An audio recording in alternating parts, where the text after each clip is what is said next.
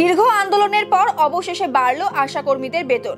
এছাড়াও অঙ্গনওয়াড়ি কর্মী ও আইসিডিএস সহকারী বা আইসিডিএস হেল্পারদেরও বেতন বৃদ্ধি করা হলো।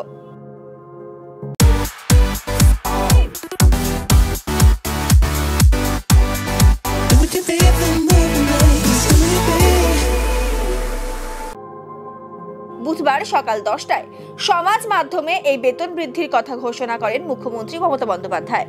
মুখ্যমন্ত্রী জানান, আশাকর্মীদের বেতন 750 টাকা বৃদ্ধি করার সিদ্ধান্ত নিয়েছে রাজ্য সরকার। এছাড়া অঙ্গনওয়াড়ি কর্মীদের বেতন বৃদ্ধি পাবে 750 টাকা। আইসিডিএস সহকারী বা আইসিডিএস হেল্পারদের বেতনও প্রতি মাসে 500 টাকা করে বৃদ্ধি পাবে। এপ্রিল থেকেই নতুন বর্ধিত বেতনক্রম কার্যকর হবে। প্রসঙ্গত, দীর্ঘদিন ধরে বেতন বৃদ্ধির জন্য লাগাতার আন্দোলন চালিয়ে যাচ্ছিল পশ্চিমবঙ্গ আশা কর্মী ইউনিয়ন।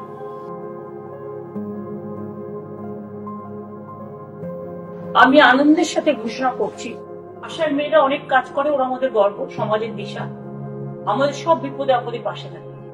ওদের জন্য 750 টাকা করে এপ্রিল মাস থেকে বাড়ানো। 2 হচ্ছে, যারা অঙ্গনওয়াড়ি ওয়ার্কার আছে তারাও 8,250 টাকার মতো পায় এরকম, তো ওদেরও 750 টাকা করে বাড়ানো হলো এপ্রিল মাস থেকে। আর যারা আইসিডিএস হেল্পার আছে তারাও 6,000 সামথিং পায় এবং তাদেরটাও 500 টাকা করে 1 এপ্রিল থেকে বাড়ানো। তাদের জীবন শুভ হোক, ভালো হোক, আরো ভালো করে কাজ করুন। ভবিষ্যতে আরো সুযোগ সুবিধা পাওয়ার জন্য আমরা সবসময় মামাটি মানুষের সরকার আপনাদের সাথে ছিল, আছে এবং থাকবে।